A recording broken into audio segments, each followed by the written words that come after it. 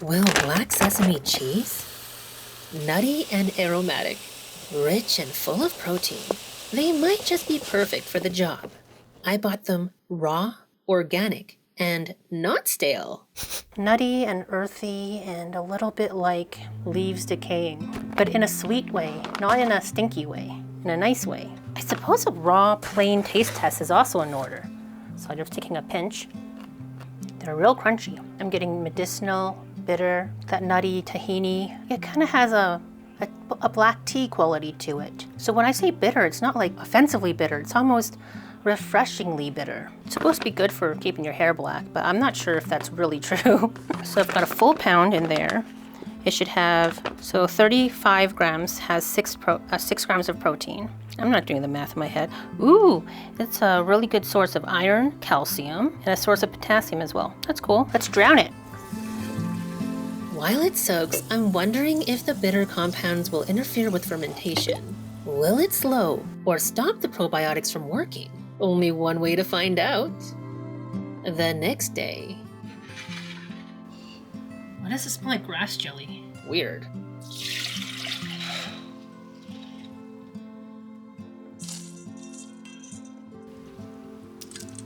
After hydrating, they've absorbed 100% of their original weight in water. Thirsty. As usual, I'm working in half batches, approximately, and adding around double the volume in water before blending in the Vitamix on high speed. 25 seconds. I just pulled out my current preferred soy milk filter bag, and I'm seeing that the seams are pulling. I don't know if you can see it. The seams are pulling in such a way that the fabric has gaps now, and I've used this probably, I don't know, 15 to 20 times, which is not bad for a $3 product, but I'm about to go back to my trusty nut milk bag that I bought from Amazon how many years ago? So many. If you want to buy it, this is the package, right? I'll link it in the description below. I liked the newer one from T&T Supermarket because the opening is so wide that you just can't, if you're clumsy like me, miss the opening and pour outside of the bag by accident. I'm gonna go back to the trusty nut milk bag. You can see the difference in the seam, right? There's no gaps. There are no gaps in the fabric. So go with this one. Ooh, see what I mean? Darn it. Well, there's gonna be a little pulp in our milk. It's just the way it is. Next round.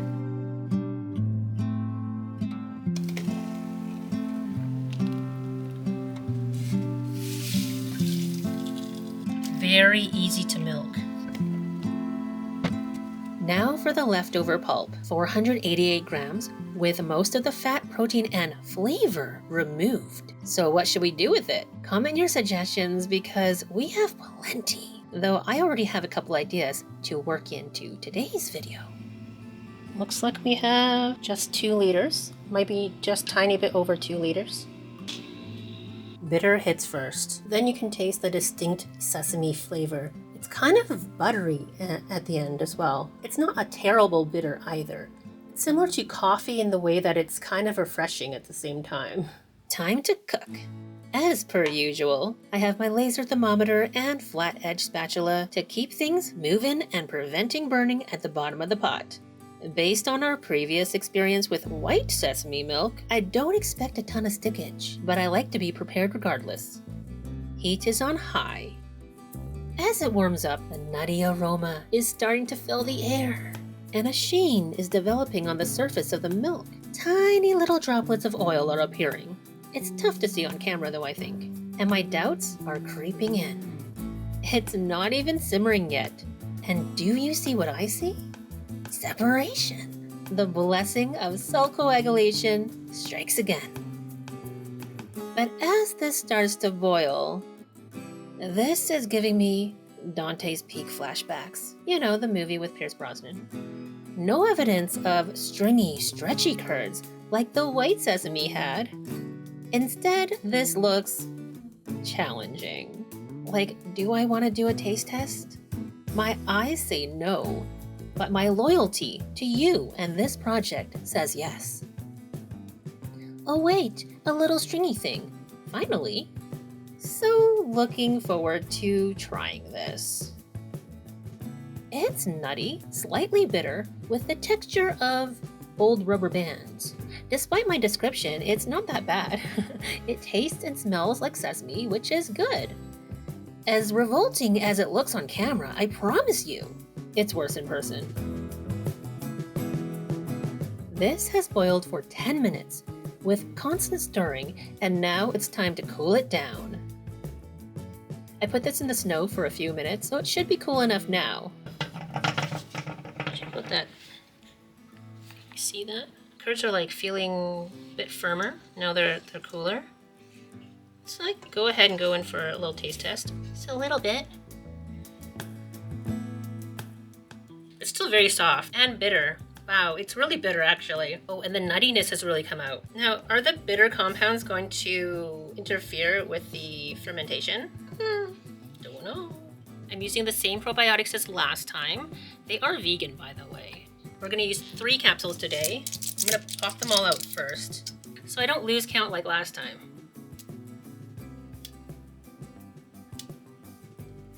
And then mix as well as possible.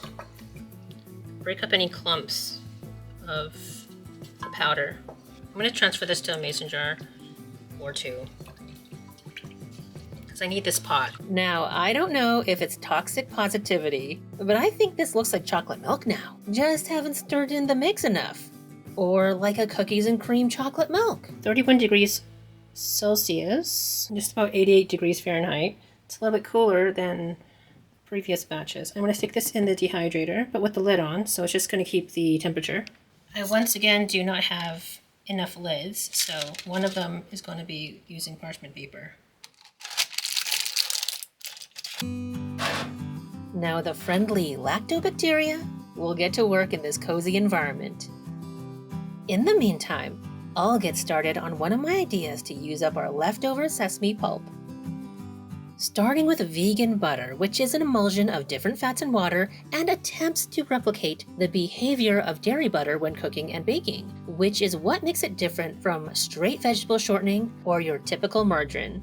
I got 110 grams softened in the microwave because next I want to cream some sugar into it. 110 grams for now. I'm just working off my basic banana bread recipe, but without the bananas and with a slight bitterness coming from sesame pulp, I'm thinking I'll add another 1/4 cup of sugar. Now that's the texture I want, fluffy and beautiful. So moving it off to the side, I've added 188 grams of water. And I'll need a binder. Sounds like a job for golden flaxseed. I always keep a jar of this stuff freshly ground in the fridge to keep the oils stable. I want 2 tablespoons today. Sadly, I don't know where that measuring spoon is, so I'm gonna use what I have, as I always advocate for. As it soaks, the water will become thick and jellyish, helping the loaf stay together and hold onto moisture too. Then, since the butter was unsalted, I need to add salt. It enhances the perception of flavors by activating receptors on your taste buds, so sweet tastes sweeter, bitterness is counteracted, and aromatics are heightened. For added flavor, a teaspoon of vanilla, and nutmeg, a 1/4 teaspoon to enhance what little sesame flavor remains in the pulp. Now to combine quickly, stick blender. I'm not sure how absorbent the pulp will be, so I'm adding 100 grams at first. And after that, there is a ton left, so I really need your suggestions, keeping in mind that there's not a ton of flavor with the protein and fat removed. I'm guessing we'll need a cup of flour.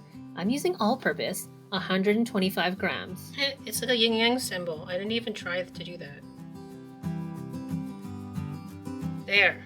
Now for a leavener.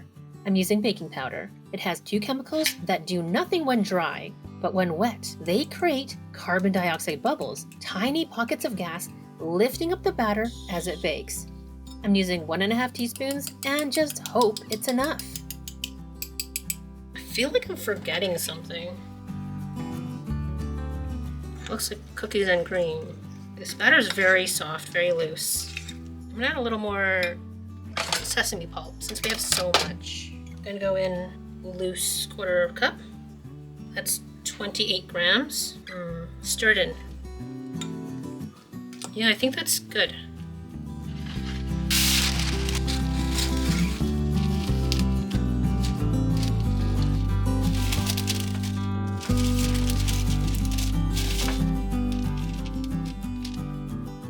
I'm worried that this is a little wet still. I'm running this wet spatula through the top so the expansion has somewhere to go even after the top of the crust forms. Then this goes into my preheated oven at 350 degrees Fahrenheit for about 30 minutes. Actually, I don't remember. I forgot to write down the timing. What I do know is I tested the internal temperature looking for at least 200 degrees Fahrenheit for the guarantee that it will be cooked through, as I found toothpick tests a lot less reliable. And after about 30 minutes rest, I can't wait any longer. It smells so incredibly black sesame-ish, aromatic and nutty. It's looking pretty dense, like a brownie. I'm sure it doesn't taste like it though. It has great sesame flavor. I'm surprised how much aroma has come out. The center is soft and fluffy. It falls apart a little more than the banana bread this recipe is kind of loosely based on, so I would use a little more binder next time. It's not bitter at all, totally canceled out by the sweetness. I really love the slightly crispy, chewier edge bits, like the edges of a chewy brownie. That's my favorite part, actually. So I think chocolate chunks would be incredible in this. The top has a slightly sticky muffin top kind of texture, my favorite. Definitely worth making, even if our cheese comes out, well, let's not get ahead of ourselves. Let's simply enjoy this first. I'll slice it up.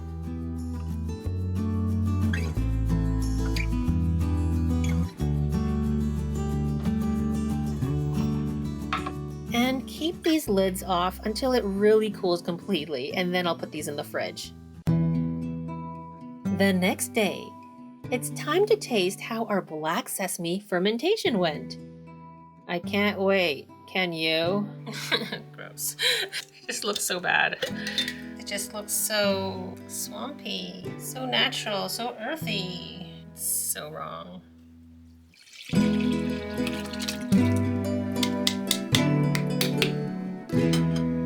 Going in for mainly the whey.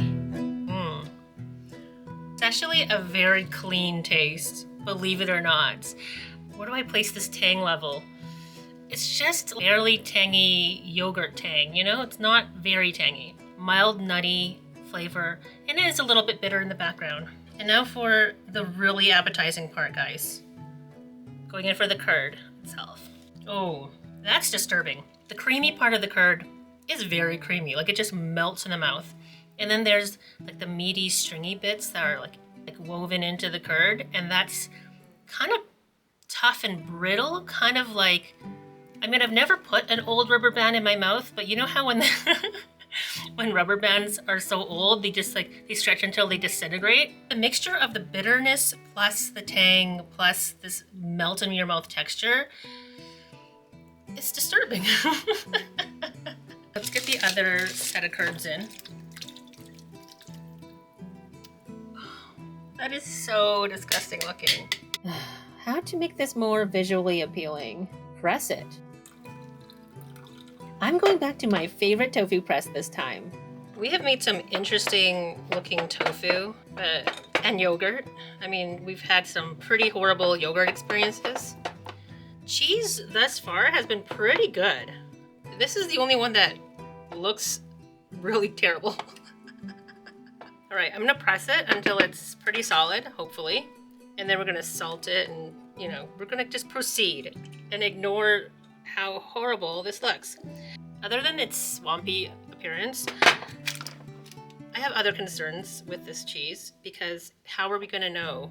How are we gonna know if anything bad is happening? Anyways, let's not get too ahead of ourselves. Let's fold this up. I purposely used this old cheesecloth that came with this tofu press because I don't mind it getting stained as F. But if you buy this tofu press, it actually doesn't come with a cheesecloth anymore. Come on. Get on. There we go. I'm pouring off the excess whey. So this is going to go in the fridge, but every half an hour or so, I'm going to turn this knob to increase the pressure until it's just like finger tight, like that. But as it goes down, it'll give me more room to turn it. This will go in the fridge overnight, and by some miracle, it'll shape up and stop being so offensive.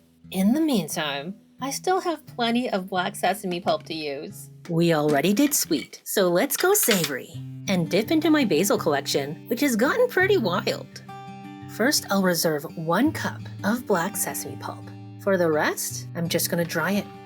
So it doesn't fly away or fly around in the dehydrator, I'm gonna pack it down. Into the dehydrator, 165 degrees Fahrenheit, and on to the next, which is milk. The thing about plant-based milk is you're never truly out of it, as long as you have a handful of seeds or nuts in the pantry. This will go in my blender for 45 seconds. Cashews are soft, so there's no need to strain it. And I'll put that aside while I get some dough started. I'm measuring 450 grams of all-purpose flour, wheat flour. Gluten-free is probably not going to work for this because it's going to be a yeasted dough with 2 teaspoons of instant yeast. The same amount of sugar will give the rolls a subtle sweetness that'll counter the bitterness of sesame pulp. And salt will help too. I'm stirring everything together. Now the cashew milk we made before. And when it's too difficult to stir, it's time for the big guns. I mean my arms of steel, of course. Kneading for just a minute. This is good enough. I'll let it rest so the gluten, the protein of wheat, will keep aligning and forming long chains while relaxing so the dough will become more elastic.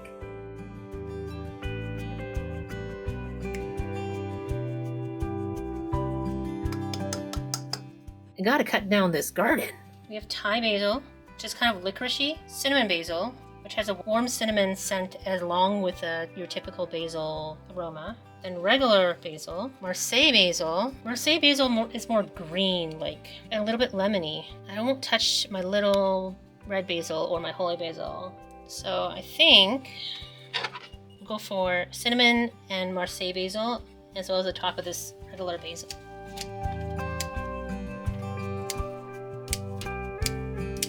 Also have dill on this side. No, we'll leave that.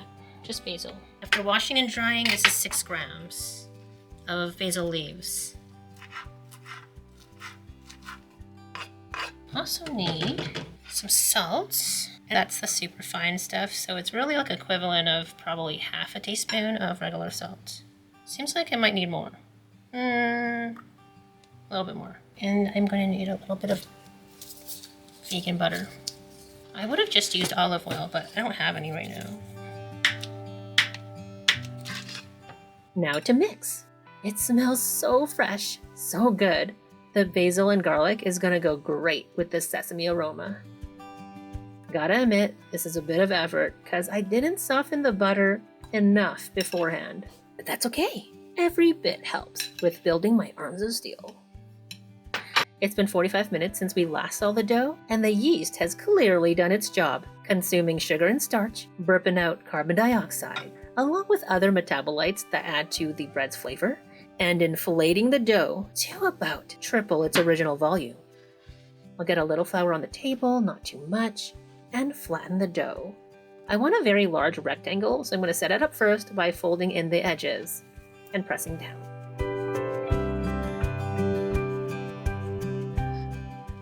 Then a little more flour on top to prevent stickage. And I keep a little pile on the side too, so I can pull from it as I roll both sides and both directions. I'm going for pretty thin so I can have more layers in the roll. If you're making this at home, well, you know, it'll be your black sesame pulp rolls, and there are no rules. I've ended up with 53 centimeters by 25 centimeters.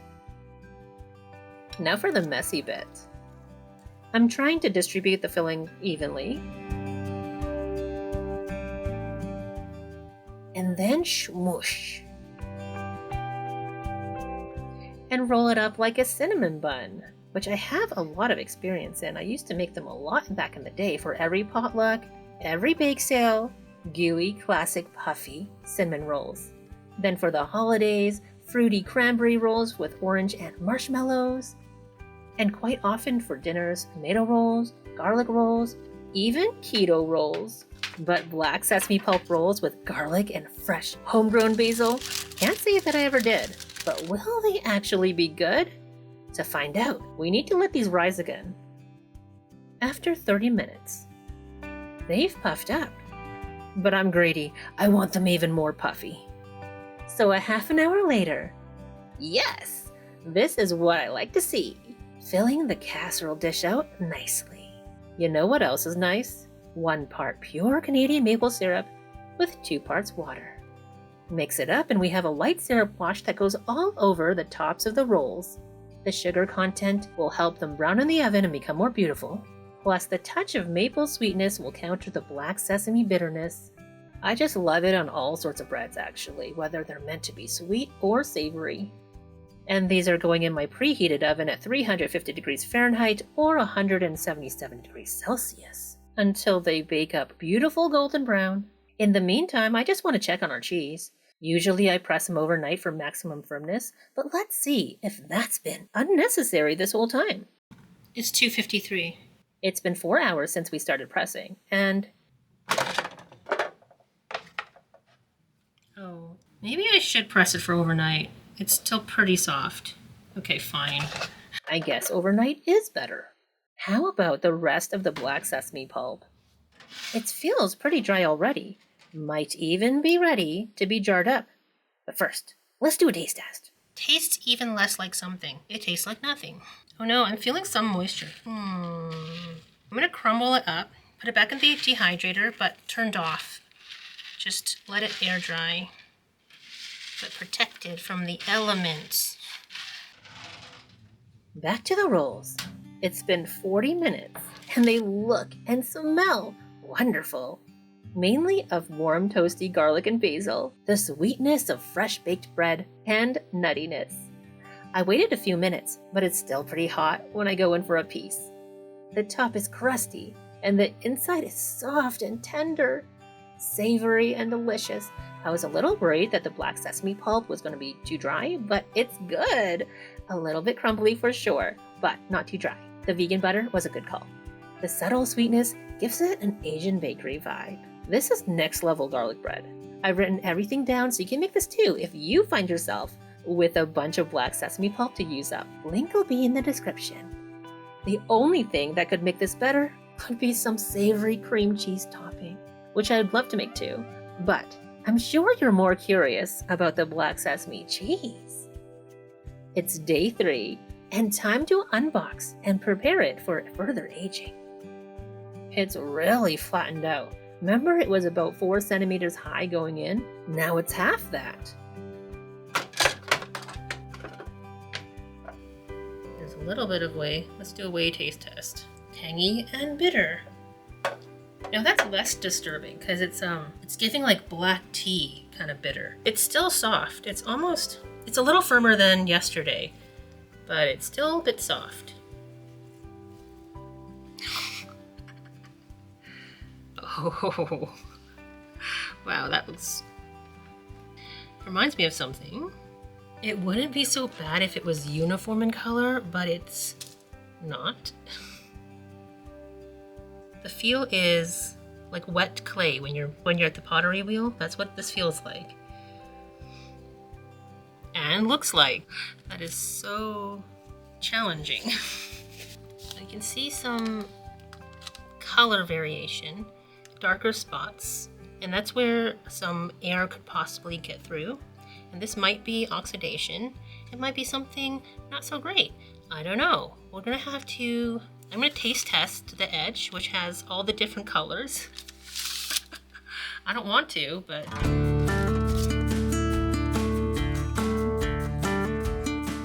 tastes like slightly tangy sesame. Actually, it doesn't taste bad. It's not as challenging as it once was because now that piece was a consistently creamy texture. Let's try this end, which feels like it has some of the meatier bit. I'm also going to try some with a little bit of salt to bring out any flavors that I'm not detecting because of the lack of salt. Yeah, that enhances the sesame flavor and actually tastes pretty good. The salt counteracts the bitterness quite easily. It's almost giving, you know how kale is a little bit bitter, but you cook it well and it tastes delicious like that. Yeah, the darker areas and the lighter areas, they don't taste any different. So I'm not detecting anything off or bad about it. It still tastes fresh, black sesame, nutty, a little bit tangy, and a little bit bitter, but a good vegetable bitterness. All right, let's weigh this thing. 244 grams. All right, I'm gonna calculate 1% of that. We're already way off. Let's go up to 2%. It just looks like so little salt. I'm not gonna get an even coating, so I'm gonna switch over to using a fine kosher salt. Basically, it's the same salt that I just ground down. So half a teaspoon is already 3 grams. Let's do 4 grams. That's plenty. I'm sprinkling as evenly as I can, then patting it in. There's enough moisture on the surface that it sticks very well, which has transferred to my fingertips and makes it convenient for tapping in the sides. I'll flip to the other side.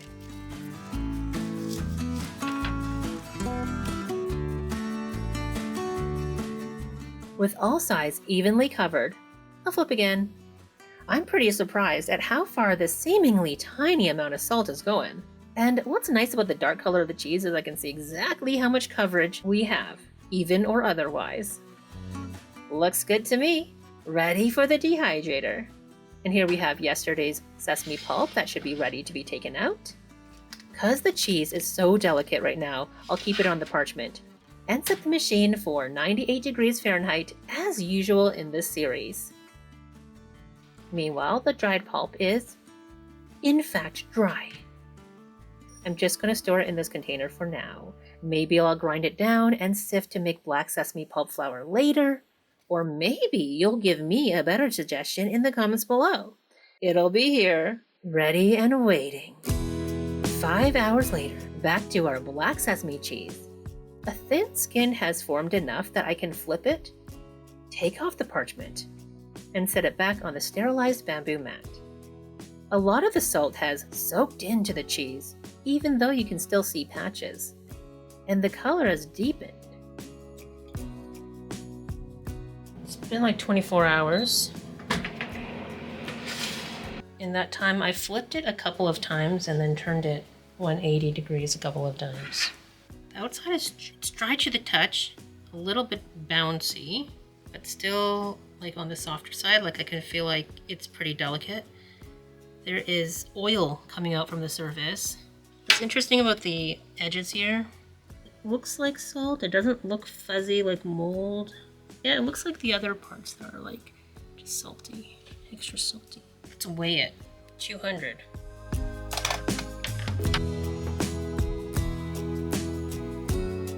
It's pretty soft. Do you see like the oil squeezing out of there?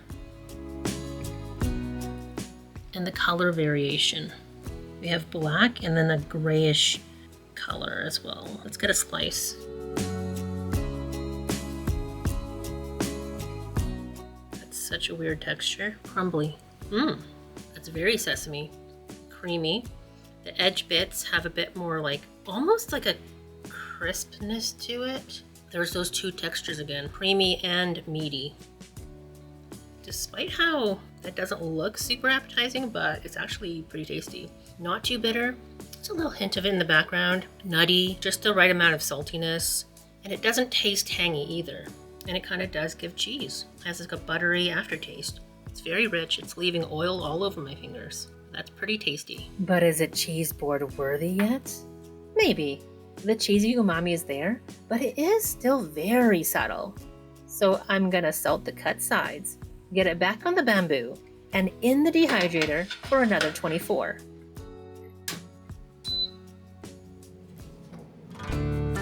It's been another 24 hours. Let's see what's up. A lot lighter than before. Obviously, more water evaporated, but it's still kind of soft, bouncy. And I was gonna do a taste test, but I think I'm gonna let it stay in the dehydrator another 24 hours.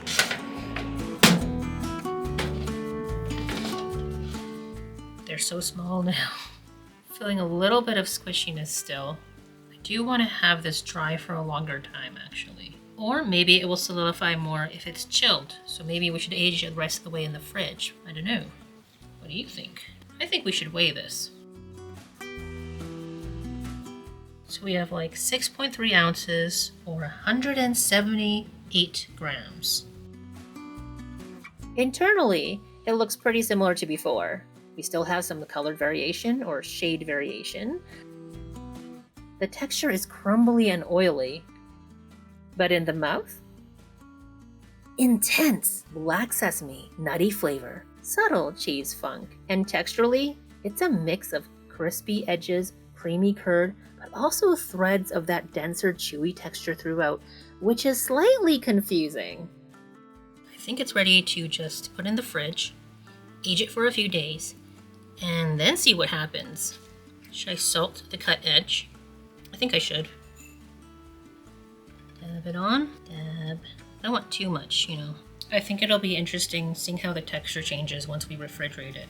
I'm willing to bet the cold will improve the texture.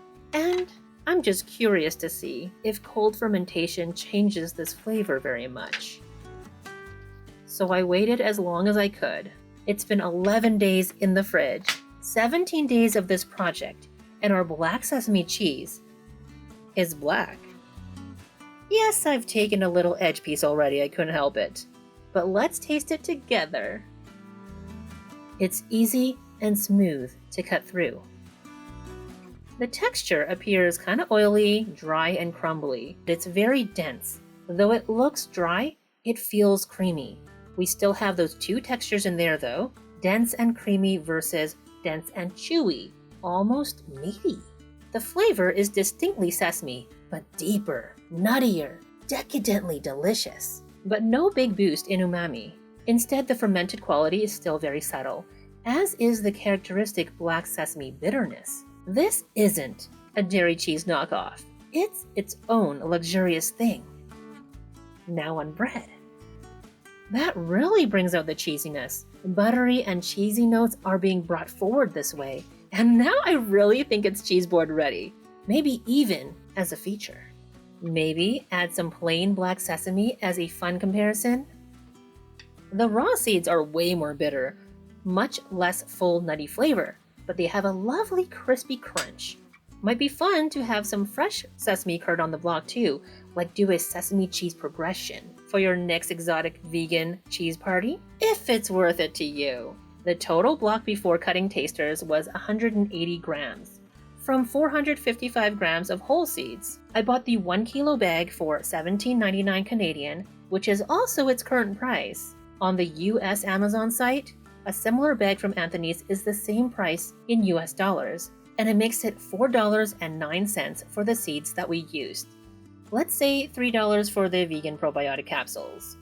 That makes 180 grams of cheese for $7, or $3.94 per 100 grams, which is easier to compare with other things on the market. So not the cheapest thing among mass market cheeses, not the high-end stuff either. It's an even better bargain when you consider the pulp that we made into a sweet loaf and savory rolls, plus the extra that I need your ideas for.